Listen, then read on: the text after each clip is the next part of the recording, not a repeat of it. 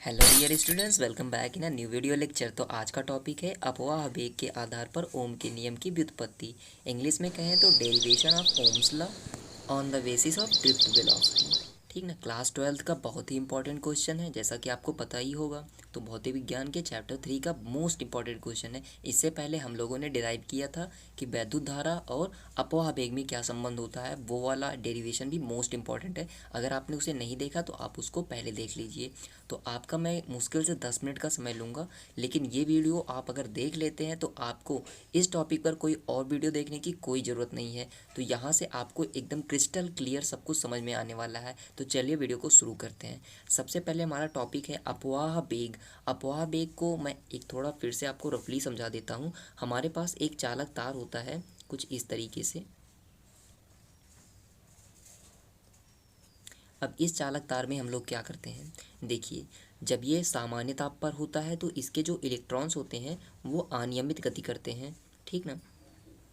और जब हम इसके सिरों पर एक विभवांतर स्थापित कर देते हैं, यानी कि एक्सटर्नल बैटरी लगा देते हैं कुछ इस तरीके से, यहाँ से और यहाँ से, इस वाले सिरे को हम निगेटिव से जोड़ते हैं और इसको पॉजिटिव से जोड़ देते हैं कुछ इस तरीके से। तो होता क्या है कि इसके जो इलेक्ट्रॉन्स हैं वो एक सूक्ष्म नियत वेग से निम्न विभव से उच्च विभव यानी कि माइनस से प्लस की ओर चलने लगते हैं इस तरीके से। इसी कॉन्सेप्ट को कहा जाता है ड्रिफ्ट वेलोसिटी या फिर अनुगमन वेग इलेक्ट्रॉनों का। दूसरा हमारे पास क्या है कि ओम का नियम क्या होता है। ओम का नियम हम लोगों ने पहले फिर ड्राइव किया था कि V अपान जो I होता है ये क्या होता है, एक नियतांक होना चाहिए। सबसे पहले आपको कुछ कंसिडरेशन यहाँ पर करने पड़ते हैं। जैसे कि हमने एक धातु का तार लिया है, अब इसकी कुछ लंबाई होगी, इसका कुछ क्षेत्रफल होगा। मान लेते हैं वो जो लंबाई है वो स्मॉल एल है, मीन्स यहाँ से यहाँ तक की लंबाई जो है स्मॉल एल है।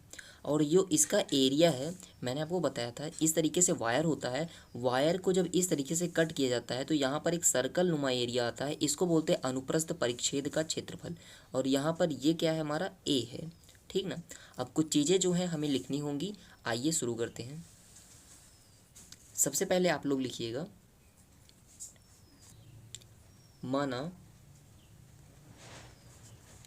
किसी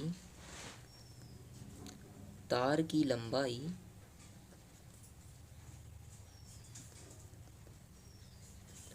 स्मॉल यल है तथा उसके अनुप्रस्थ परिच्छेद, यहाँ आपको दिखेगा अनुप्रस्थ परिच्छेद का क्षेत्रफल ए है। आगे आप लिखिएगा, यदि तार के सिरों के बीच विभवांतर, जो यहाँ पर आपने बैटरी अप्लाई की है उसकी वजह से इसमें कुछ विभवांतर आता है, विभवांतर कैपिटल V हो एवं प्रति एकांक आयतन में, प्रति एकांक आयतन में उपस्थित इलेक्ट्रॉनों की संख्या स्मॉल n हो तो तार में प्रवाहित धारा, तो तार में प्रवाहित धारा इस तरीके से क्या हो जाएगी, I बराबर NeAV_D। इसे आप लोग समीकरण 1 मान लीजिए इस तरीके से। अब तार के अंदर जो वैद्युत क्षेत्र होगा वो भी आप लिखिएगा, तथा वैद्युत क्षेत्र जो E होगा, देखिए एक फार्मूला होता है वैद्युत क्षेत्र का, E बराबर वोल्टेज अपान में डिस्टेंस, कितनी दूर पर वो वोल्टेज लग रहा है। यहाँ पर जो वोल्टेज विभवांतर है वो तार के सिरों मतलब यहाँ से यहाँ तक, और यहाँ पर जो दूरी है वो L मतलब V अपान में L, ये इसका हमारा हो जाएगा वैद्युत क्षेत्र। अब ये वैद्युत क्षेत्र क्या करेगा, इलेक्ट्रॉन के ऊपर एक बल आरोपित करेगा। तो आप लिखिएगा इस वैद्युत क्षेत्र के कारण इलेक्ट्रॉन पर लगने वाला बल, जो बल होता है F बराबर इलेक्ट्रॉन पर लगता है वो QE होता है। और एक फार्मूला होता है सिंस Q बराबर N इंटू ई होता है, तो जहाँ Q है वहाँ पर हम रखेंगे NE और ये कैपिटल E। ठीक, उसके बाद हम एक इलेक्ट्रॉन के लिए सॉल्व कर रहे हैं, तो यहाँ पर N बराबर 1 पुट कर देते हैं, तो F बराबर हो जाएगा हमारा E और कैपिटल E। ठीक, अब यहाँ पर आप क्या करेंगे, कैपिटल E की वैल्यू यहाँ से रखेंगे, तो रखते हैं F बराबर EV अपान में स्मॉल l, इस तरीके से। अभी हम इसको इक्वेशन का नाम नहीं देंगे।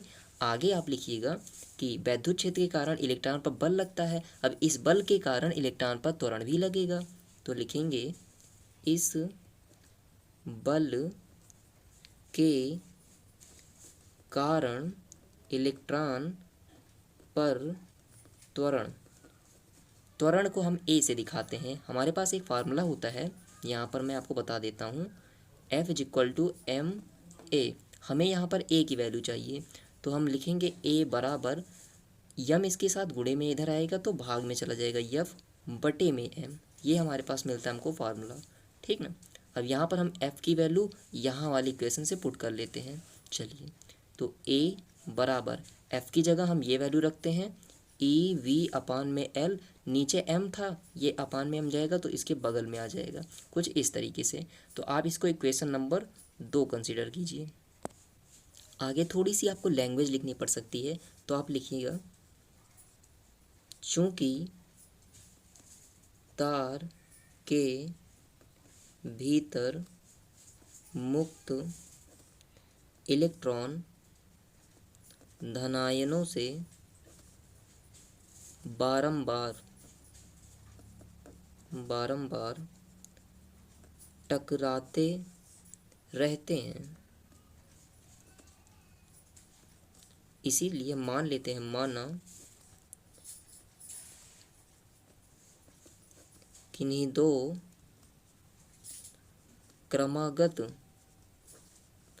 टक्करों के बीच का समयांतराल